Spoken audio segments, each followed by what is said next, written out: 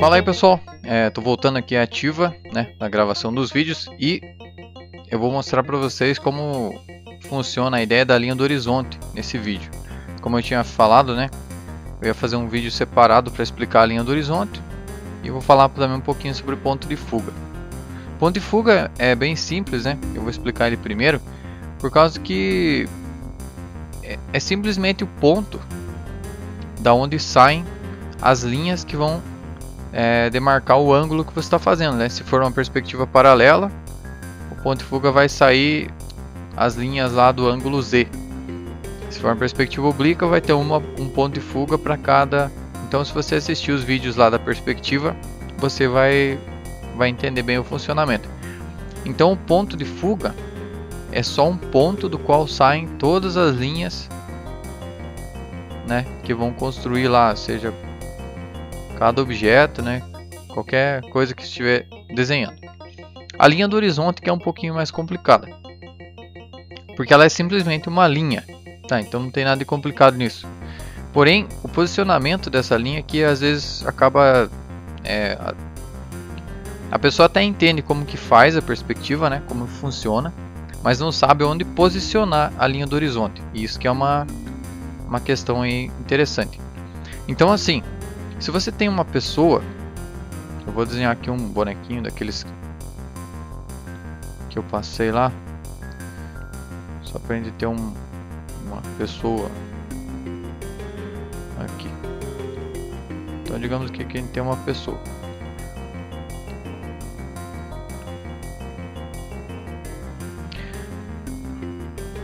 Aqui é o chão, ela está em cima, né, desse ponto aqui.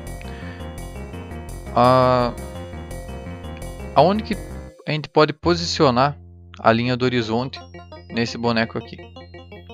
Em qualquer lugar. Por quê? Porque a linha do horizonte é o lugar onde a pessoa vai estar olhando esse objeto aqui, é o ponto de altura do ponto de vista do observador. Por exemplo, se eu tenho uma outra pessoa aqui que está olhando, vou fazer um olhozinho aqui, ó. Olha só que olho perfeito. Se tem uma pessoa ali olhando esse observador aqui dessa linha, ó, a linha do horizonte vai estar nesse aspecto aqui.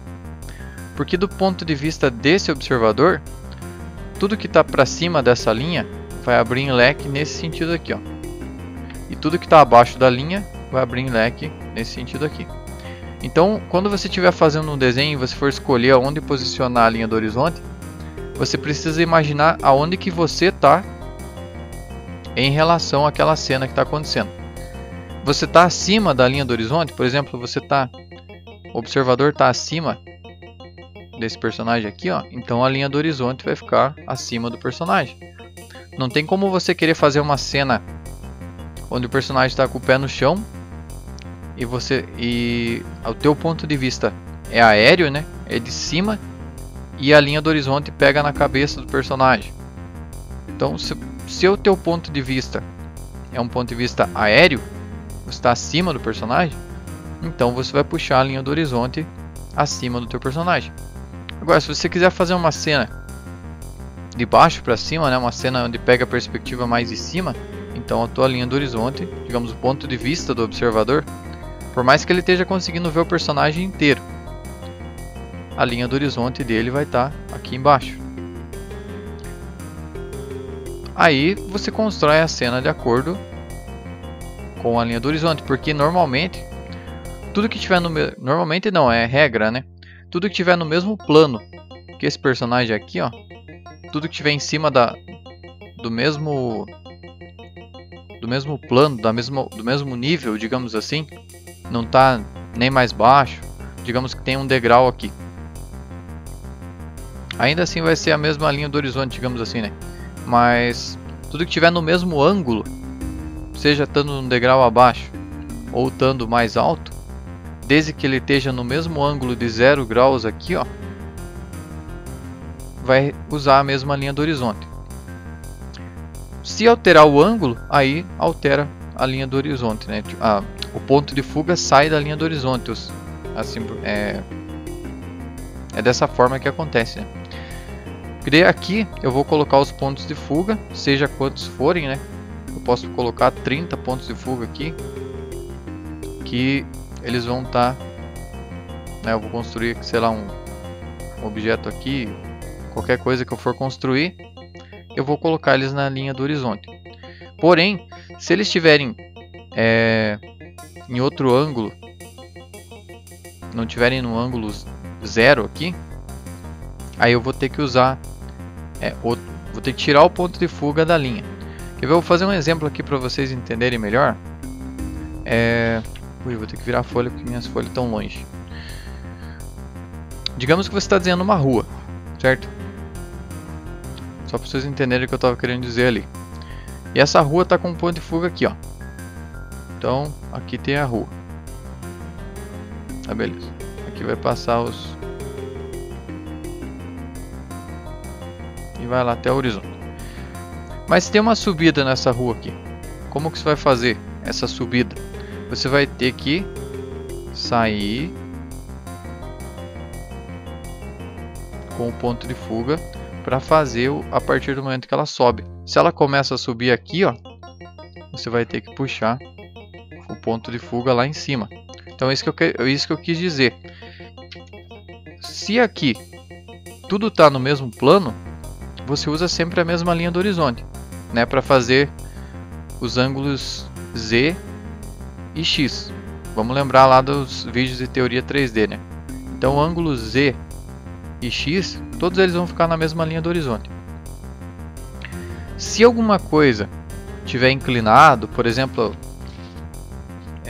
no caso aqui de uma rua, por exemplo, que vem aqui e sobe, né? Digamos que esteja fazendo lá uma cidade que tem uma subida, né? Vai ter os prédios aqui do lado e tal. Eu não vou detalhar porque não tem necessidade, né? Então, em vez de você continuar essa rua para lá, você elimina isso aqui.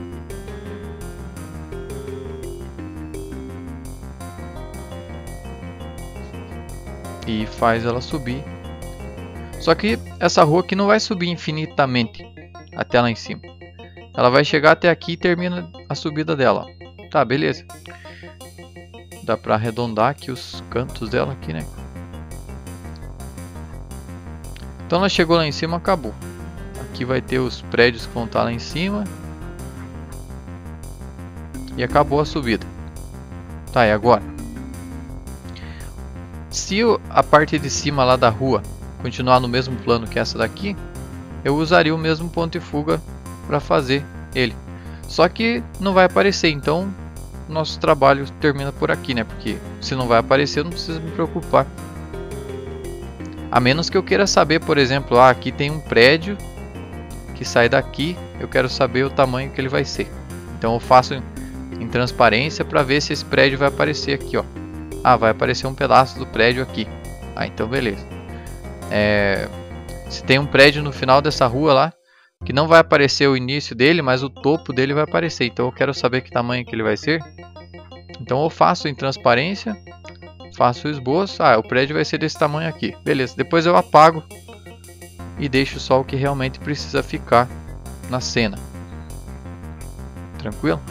Então é esse tipo de alteração que a gente tem que fazer de deslocamento de ponto de fuga, dependendo das situações que acontecem. Se essa rua, além de subir, ela fosse para um outro lado, vou pegar outra folha aqui, ó. Digamos que ela subisse e ela fizesse uma curva, então eu ia fazer isso aqui, ó. Vou tirar essa folha aqui. Vamos imaginar que eu tenho aqui a rua, ela está indo para aquele ponto de fuga. Aí ela sobe, só que ela sobe para lá. Então o ponto de fuga dela vai estar, em vez de subir reto aqui, ele vai estar aqui, digamos. Porque a partir daqui ela começa a ir naquela direção lá.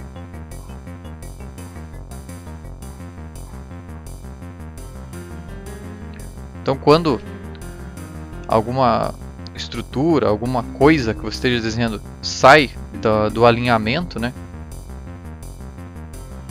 do ponto de fuga original, esse ponto de fuga aqui, tudo que indo para esse ponto de fuga é paralelo, certo? São linhas que estão indo em sentido paralelo. Se a rua aqui subiu, deixa eu acertá-la aqui. Digamos que ela vai fazer uma curva aqui, né? Sei lá, tem um morro aqui e a estrada vai aqui até lá em cima. Então, nesse ponto aqui, ela estava indo nessa direção aqui, né? Agora, a partir daqui, ela mudou de direção. Então, eu teria que mudar o ponto de fuga, teoricamente. Mas, dependendo dos casos, se for fazer uma estrada, você não vai precisar, né, fazer ponto de fuga e tal. Só estou explicando assim situações, né, adversas que podem aparecer. Digamos que você estivesse desenhando uma cena onde tem vários prédios, né? Digamos que está fazendo uma cena lá com perspectiva oblíqua e tem um prédio que está caindo. Então você está fazendo seus prédios aqui, a visão de cima, né? Tem um prédio aqui, tem um prédio aqui. Opa, errei o ponto de fuga. E tem um outro prédio ali do lado que está caindo, certo? Digamos que ele vai ser desmoronado. Então, para mim dar essa intenção, eu pego e desloco o ponto de fuga dele. Só que se ele está caindo, digamos assim, esse ponto de fuga aqui é o ângulo Y e esse ponto de fuga aqui é o ângulo Z, certo? Por isso que é bom você ter essa noção dos ângulos, digamos assim. Se ele está caindo, né, ele estava de pé, ele está caindo, o que foi alterado foi o ângulo Y. Então eu continuo usando o mesmo ponto de fuga para o Z, porque o Z não foi alterado. E eu vou fazer um outro ponto de fuga para o ângulo. Quer ver? Ó, se eu mexer esse ponto de fuga aqui. Agora aqui sim, eu vou fazer. Aí, ó. Se eu coloco um prédio aqui assim, eu já dou a impressão de que ele está torto. Se eu quiser fazer a ideia de que ele quebrou no meio, quer ver? Eu vou fazer um pedaço dele no ângulo certo.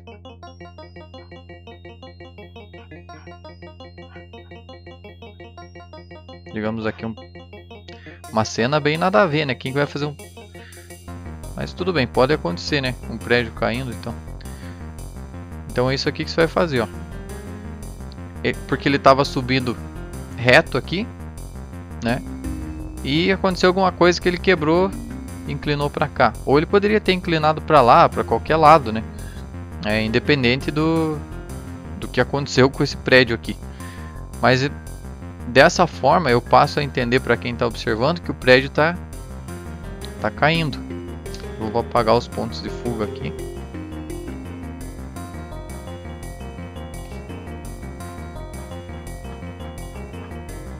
Fazer as janelinhas aqui, ó, ficar bem real. Beleza? Então aqui cheio de a fumaça, né, da explosão que causou, fez o prédio cair. Então é isso. Se você quer alterar o ângulo de algum objeto, você altera o ponto de fuga e às vezes você tem que tirar ele da linha do horizonte. Então tudo isso está relacionado. A linha do horizonte ela serve para mostrar aonde que está o ponto de vista do observador, né? Se ele está vendo dessa altura aqui, se ele está vendo mais baixo ou mais alto. Se estivesse mais alto, a linha do horizonte estaria mais alta ainda, né? E também ela serve para regrar os ângulos X e Z, certo? Tudo que estiver no mesmo plano, como eu falei, né, não tiver alteração de grau nesse plano de X e Z, vai estar sempre na linha do horizonte. Só que se acontecer alguma alteração, como no caso desse exemplo que eu fiz aqui, né, tipo, ó, tiver uma subida, deixa eu apagar aqui esse ponto de fuga aqui. Deixa eu só fazer umas árvorezinhas aqui para... Olha que árvore perfeita. Uma estrada. Se tiver algum tipo de alteração nesse sentido aqui, né, tiver uma subida ou alguma coisa sair do ângulo, aí você tira o ponto de fuga daquele pedaço específico para cima ou para baixo da linha do horizonte, né? Se fosse uma rua que estivesse descendo, você ia colocar o ponto de fuga para baixo da linha do horizonte. Então, só para vocês entenderem mais ou menos o uso e a aplicação dos porquês, né, da linha do horizonte e para que ela vai servir nos teus desenhos aí. Mas explicar assim só na teoria fica um pouco complicado, então se você não entendeu bem, né, não se preocupe que eu vou fazer alguns vídeos práticos aí sobre composição de cena, porque sempre que você for compor uma cena, por mais que você esteja fazendo só o esboço, você já tem que ter noção da linha do horizonte. Então eu vou tentar relacionar tudo isso e agora eu vou tentar juntar os assuntos, né, e tentar mostrar a perspectiva na hora de você aplicar ela na prática, né? Na hora de você criar um cenário, você quer fazer lá um Homem-Aranha pulando e quer fazer aquele monte de prédio embaixo, porque esse é o sonho de muitos desenhistas de história em quadrinho, né, que estão começando. É um sonho de consumo, né? Fazer um Homem-Aranha pulando e aquele monte de prédio embaixo, só que chega na hora de desenhar os prédios, obviamente complica, né? Então como que você vai fazer isso aí? Eu vou dar algumas dicas, né? De como usar a perspectiva nesses casos, e a boa utilização da linha do horizonte é essencial para isso. Então sempre se lembre que na linha do horizonte ela vai ficar os ângulos Z e X e os pontos do ângulo Y, né? Lembrando, eu vou só relembrar aqui coisa que eu já passei em outros vídeos. O ângulo Y é o ângulo de pé, ângulo X é a lateral e o ângulo Z é a transversal do X, sei lá, né? Esses dois aqui, ó, o X e o Z, eles estão num ângulo de 0 graus, só que um está apontando para lá e o outro está apontando para outra direção, né? Já o ângulo Y, ele está em 90 graus, então ele é o único ângulo que está de pé. Ele atravessa os outros nesse sentido aqui. Beleza? Só para a gente poder entender melhor. Então, os ângulos X e Y ficam na linha do horizonte, e o ângulo Y, sempre que você for fazer uma perspectiva aérea, ele vai sair fora desse esquema ali, né? A menos, por exemplo, aqui, né, você está fazendo aqui a perspectiva oblíqua com 2 pontos de fuga, a linha do horizonte vai estar passando aqui, ó, que é o meu nível, né? Eu estou vendo essa cena aqui acima dos prédios e eu estou fazendo o ângulo Y lá embaixo. Não tem o ângulo X aqui porque é uma perspectiva oblíqua, né? Então eu estou vendo ela só de 2 pontos de fuga. Se fosse uma perspectiva aérea, o ângulo Z teria que ir para lá e o ângulo Y teria que aparecer mais ou menos aqui, e ia torcer um pouquinho essa visão aqui, né, para um dos lados. Então basicamente isso. Mas aguarde os vídeos práticos, né, para você entender melhor. Se você tem alguma dúvida, espero que tenha ajudado você a ter uma noção. Tem muitos livros aí, Andrew Loomis também tem bastante coisa que explica a sua perspectiva, mas aí eu estou tentando simplificar um pouquinho, né, que é um assunto que parece ser complicado, mas depois que você entende, você consegue usar tranquilamente. Beleza, pessoal? Se inscreva no canal se ainda não é inscrito para não perder as novidades, ajude a compartilhar, divulgar. Se inscreva no grupo que está na descrição do vídeo para você postar os seus estudos aí, né, para a gente poder acompanhar o seu desenvolvimento. E muito obrigado aí pelo apoio que você já vem dando para o canal, né, para o canal. Valeu, pessoal, bons estudos e até o próximo vídeo.